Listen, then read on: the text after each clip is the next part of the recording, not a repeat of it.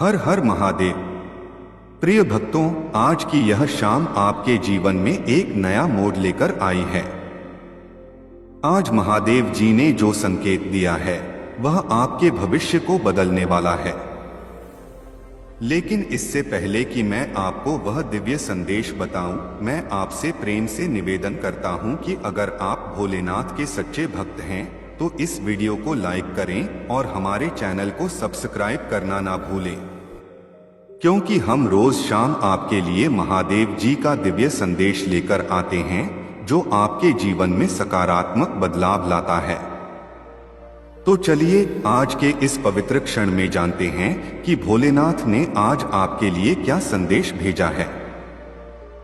आज की शाम कुछ खास है।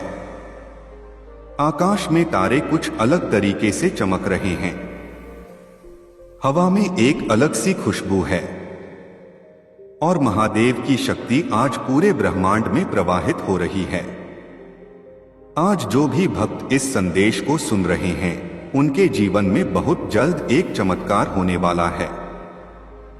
लेकिन यह चमत्कार तभी होगा जब आप पूरे मन से इस संदेश को समझेंगे और अपने जीवन में उतारेंगे।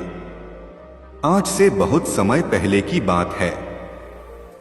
हिमालय की ऊंची चोटियों पर एक साधु रहता था। उसका नाम था वीरभद्र।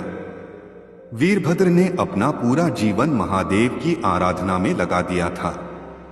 वह दिन रात तपस्या करता, लेकिन उसे अभी तक महादेव के दर्शन नहीं हुए थे।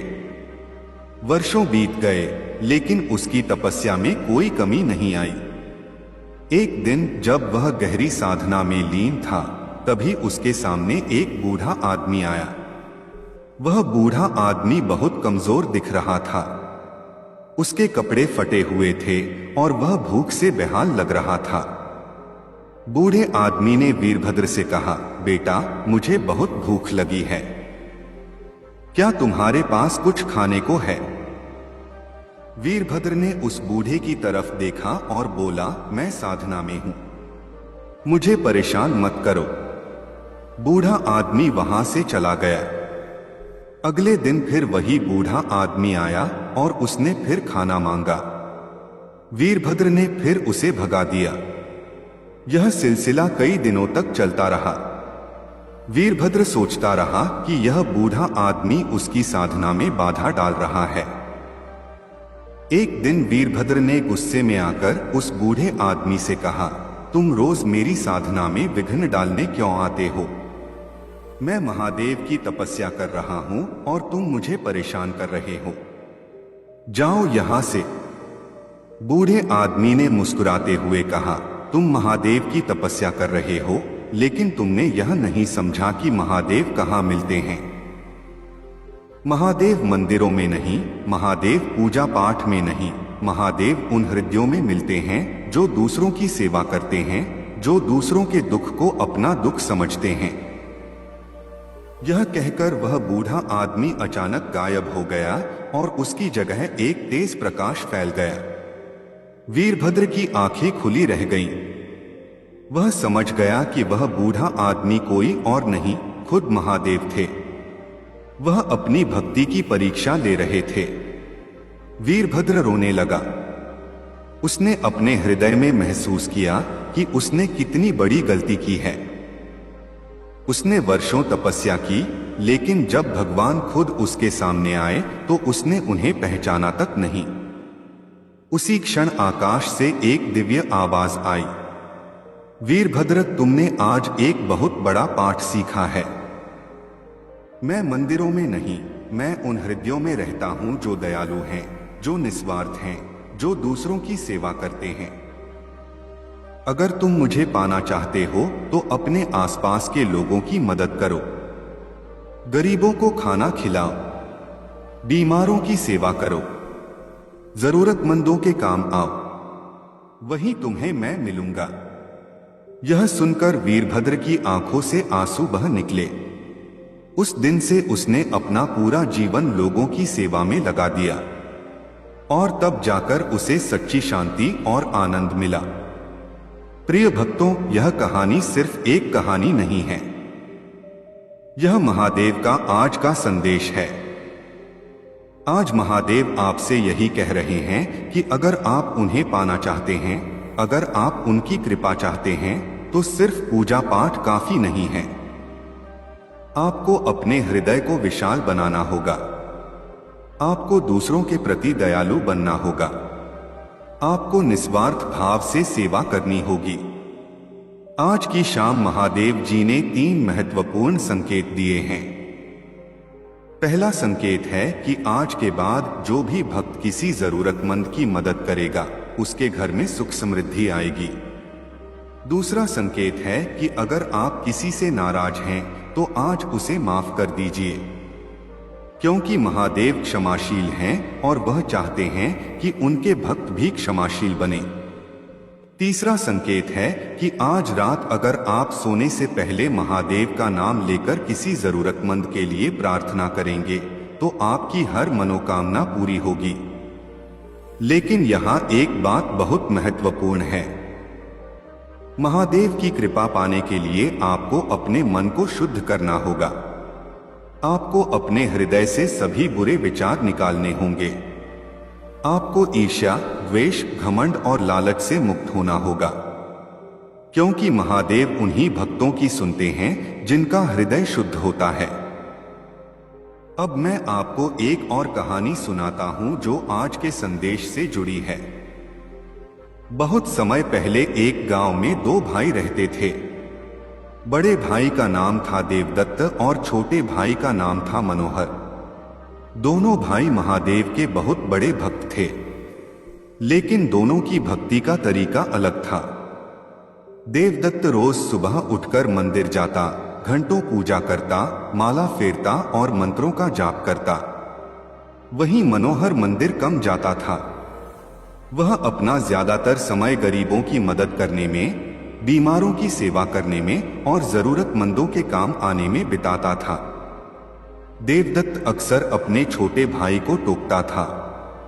वह कहता, मनोहर, तुम भगवान की पूजा नहीं करते, तुम मंदिर नहीं जाते, तुम्हारी यह भक्ति किस काम की? मनोहर हमेशा मुस्कुराकर कहता, भैया, मैं भगवान की पूजा अपने तरीके से करता हूं। मेरे लिए गरीबों की सेवा ही भगवान की पूजा है। एक दिन गांव में एक बहुत बड़ा संकट आया। भयंकर सूखा पड़ा। नदियां सूख गईं, कुएं सूख गए। लोग पानी की एक एक बूंद के लिए तरस रहे थे। गांव के सभी लोग मंदिर में महादेव से प्रार्थना करने लगे। देवदत्त भी रोज मंदिर जाता और घंटों पूजा करता। वहीं मनोहर गांव के लोगों के लिए दूर से पानी लाने का इंतजाम करने में लगा रहता। वह मीलों दूर जाकर पानी लाता और गांव के हर घर में बांटता। वह बूढ़ों और बीमारों की खास तौर से देखभाल करता। एक रात देवदत्त को सपना आया। सपने में महादेव प्रकट हुए। देवदत्त बहुत खुश हो गया। उसने सोचा कि उसकी भक्ति रंग लाई है। लेकिन महादेव ने जो कहा, वह सुनकर देवदत्त अचंभित रह गया। महादेव ने कहा, देवदत्त, तुम रोज मंदिर आते हो, घंटों पूजा करते हो, लेकिन तुम्हारी पूजा सिर्फ दिखावा है। तुम्हारे हृदय में दूसरों के लिए कोई जगह नहीं है। तुमने कभी किसी गरीब की मदद नहीं की। तुमने कभी किसी जरूरतमंद को खाना नहीं खिलाया। तुम्हारी भक्ति सिर्फ अपने लिए है। लेकिन तुम्हारा भाई मनोहर, जो मंदिर कम आता है, वह मेरा सच्चा भक्त है, क्योंकि वह अपने से पहले दूसरों के बारे में सोचता है। वह निस्वार्थ भाव से सेवा करता है। उसकी हर सेवा मेरी पूजा है। यह सपना देखकर देवदत्त की नींद टूट गई। उसे अपनी गलती का एहसास हुआ। उस दिन से उसने भी लोगों की सेवा करना शुरू कर दिया और तब उसे असली शांति और आनंद मिला। कुछ दिनों बाद गांव में बारिश हुई। सूखे का संकट टल गया और लोगों ने माना कि यह सब मनोहर की निस्वार्थ सेवा का ही फल है। प्रिय भक्तों, यह कहानी आज के संदेश का सार है। महादेव जी आज आपसे यही कहना चाहते हैं कि भक्ति सिर्फ मंदिर जाने से नहीं होती, भक्ति सिर्फ पूजा पाठ करने से नहीं होती। असली भक्ति तो तब होती है जब आप दूसरों की मदद करते हैं, जब आप किसी के दुख को अपना दुख समझते हैं, जब आप निस्वार्थ भाव से किसी की सेवा करते हैं। आज शाम को महादेव जी ने एक और महत्वपूर्ण बात बताई है। वह कह रहे हैं कि बहुत से भक्त सिर्फ अपनी समस्याओं के लिए प्रार्थना करते हैं। वे कहते हैं, हे महादेव, मेरी यह समस्या दूर कर दो, मुझे यह चीज दे दो, मेरी यह इच्छा पूरी कर दो। लेकिन कभी किसी ने यह नहीं कहा, हे महादेव, मुझे इतनी शक्ति दो कि मैं किसी और की समस्या दूर कर सकूं, मुझे इतना दे दो कि मैं किसी जरूरतमंद की मदद कर सकूं। महादेव कह रहे हैं कि आज से अगर आप अपनी प्रार्थना में दूसरों के लिए भी कुछ मांगेंगे तो आपकी अपनी समस्याएं खुद ब खुद हल हो जाएंगी। अब सवाल यह है कि आप यह कैसे करेंगे। यह बहुत आसान है। आज से जब भी आप महादेव की पूजा करें तो उनसे कहें, हे भोलेनाथ, मुझे इतनी शक्ति दो कि मैं किसी की मदद कर सकूं, मुझे इतना ज्ञान दो कि मैं किसी का मार्गदर्शन कर सकूं, मुझे इतना प्रेम दो कि मैं सबके साथ प्रेम से रह सकूं। और देखिए आपके जीवन में कैसे चमत्कार होने शुरू हो जाते हैं। महादेव जी का एक और संदेश है। वह कह रहे हैं कि बहुत से भक्त सिर्फ अच्छे दिनों में उन्हें याद करते हैं। जब सब कुछ ठीक चल रहा होता है तो वे खुश रहते हैं और भगवान को धन्यवाद देते हैं। लेकिन जैसे ही कोई समस्या आती है वे परेशान हो जाते हैं, वे शिकायत करने लगते हैं। वे कहते हैं, हे भगवान, तुमने मेरे साथ यह क्यों किया।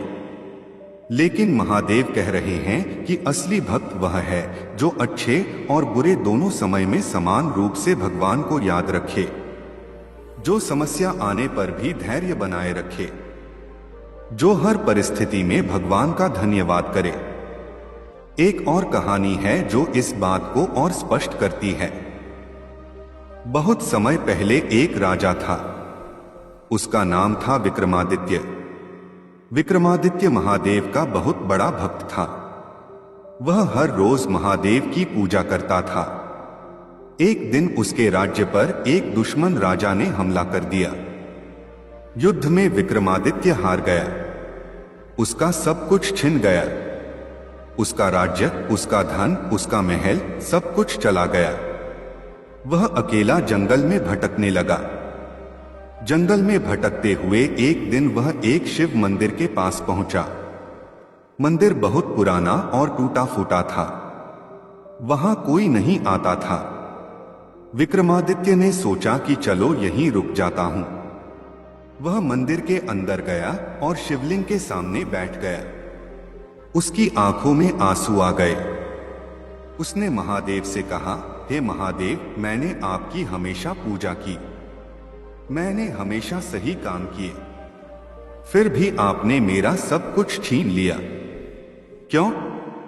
उसी समय आकाश से एक आवाज आई, विक्रमादित्य, तुमने जो कुछ खोया है वह तुम्हारा नहीं था।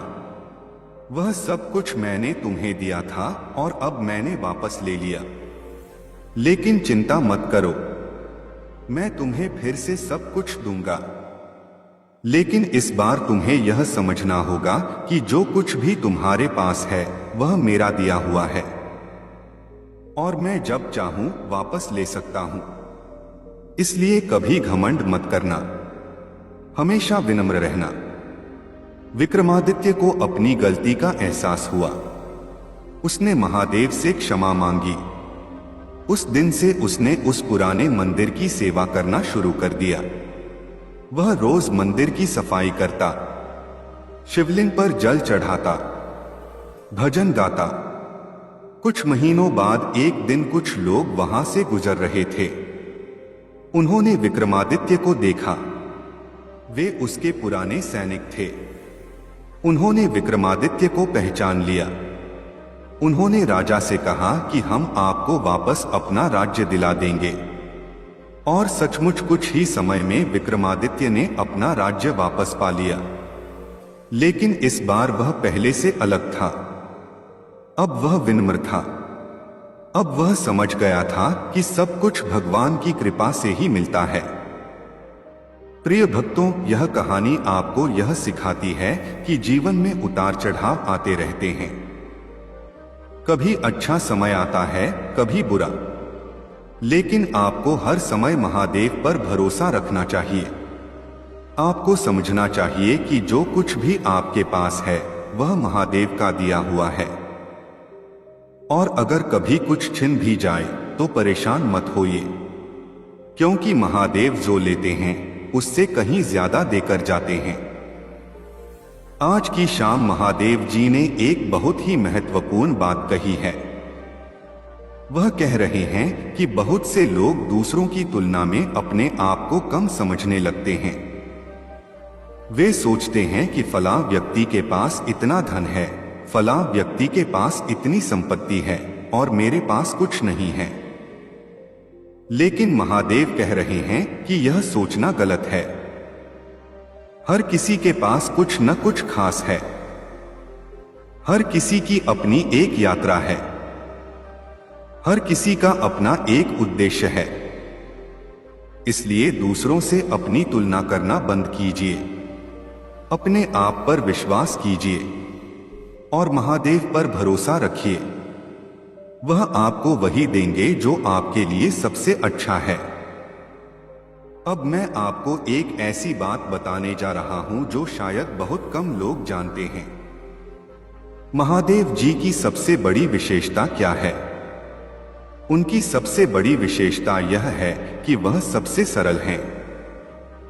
उन्हें कोई दिखावा पसंद नहीं है। उन्हें कोई आडंबर पसंद नहीं है। वह भोले हैं, इसीलिए उन्हें भोलेनाथ कहा जाता है। उन्हें खुश करने के लिए आपको किसी बड़ी पूजा की जरूरत नहीं है। आपको किसी महंगे प्रसाद की जरूरत नहीं है। बस आपको एक शुद्ध हृदय चाहिए, एक सच्ची भावना चाहिए, और बस इतना ही काफी है। एक बार एक छोटी सी लड़की थी। उसका नाम था रुक्मिणी। रुक्मिणी बहुत गरीब थी। उसके पास कुछ भी नहीं था, लेकिन वह महादेव की बहुत बड़ी भक्त थी। एक दिन महाशिवरात्रि का त्योहार था।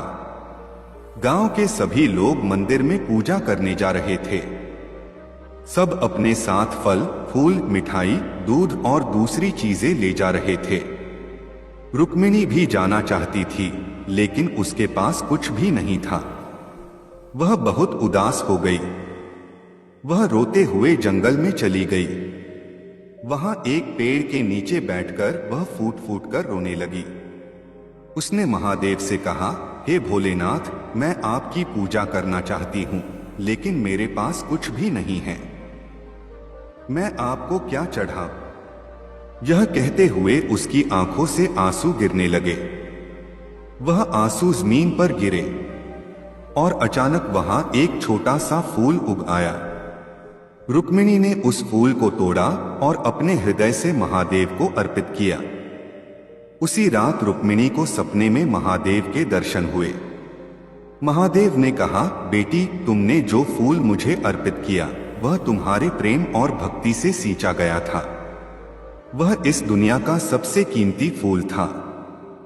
आज मंदिर में हजारों लोगों ने मुझे लाखों रुपए का प्रसाद चढ़ाया, लेकिन उन सबसे ज्यादा मुझे तुम्हारा यह एक फूल पसंद आया, क्योंकि यह तुम्हारे शुद्ध हृदय से आया था। अगली सुबह जब रुक्मिणी की नींद खुली तो वह देखकर हैरान रह गई कि उसकी झोपड़ी के सामने बहुत सारा अनाज, कपड़े और पैसे रखे हुए हैं। गांव के लोगों ने बताया कि कल रात एक अज्ञात व्यक्ति ने यह सब यहाँ रख दिया, लेकिन रुक्मिणी जानती थी कि यह महादेव की कृपा थी। उस दिन से उसकी जिंदगी बदल गई, लेकिन वह हमेशा विनम्र रही और हमेशा महादेव की भक्ति करती रही। प्रिय भक्तों, यह कहानी आपको यह बताती है कि महादेव को खुश करने के लिए आपके पास धन दौलत होना जरूरी नहीं है। बस आपका हृदय शुद्ध होना चाहिए, आपकी भावना सच्ची होनी चाहिए और आप जो भी करें पूरे प्रेम से करें। महादेव आपकी भावना देखते हैं, आपका प्रसाद नहीं। आज की शाम महादेव जी ने एक और बहुत महत्वपूर्ण संकेत दिया है। वह कह रहे हैं कि बहुत से लोग अपने जीवन में छोटी छोटी बातों पर परेशान हो जाते हैं। किसी ने कुछ कह दिया तो बुरा मान गए, किसी ने कुछ कर दिया तो नाराज हो गए। लेकिन महादेव कह रहे हैं कि यह सब बेकार की बातें हैं। जीवन बहुत छोटा है, इसे छोटी छोटी बातों में बर्बाद मत कीजिए। अगर किसी ने आपको ठेस पहुंचाई है तो उसे माफ कर दीजिए। अगर किसी ने आपका बुरा किया है तो उसे भुला दीजिए, क्योंकि जब आप किसी को माफ करते हैं तो असल में आप खुद को शांति देते हैं। एक बार एक व्यक्ति था, उसका नाम था अर्जुन।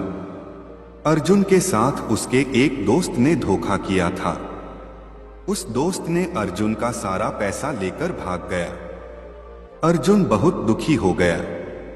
वह दिन रात उस दोस्त को कोसता रहता। वह सोचता रहता कि एक दिन वह उस दोस्त से बदला लेगा। इस गुस्से और नफरत ने अर्जुन की जिंदगी बर्बाद कर दी। वह ना तो ठीक से खाता था, ना सोता था। वह हमेशा तनाव में रहता। एक दिन अर्जुन एक साधु के पास गया।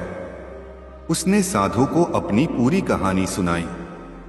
साधु ने सुनने के बाद कहा, बेटा, तुम्हारे दोस्त ने तुम्हारा पैसा लिया और चला गया, लेकिन तुमने उसे अपनी शांति, अपनी खुशी, अपना मानसिक स्वास्थ्य दे दिया है। अब बताओ नुकसान किसका ज्यादा हुआ?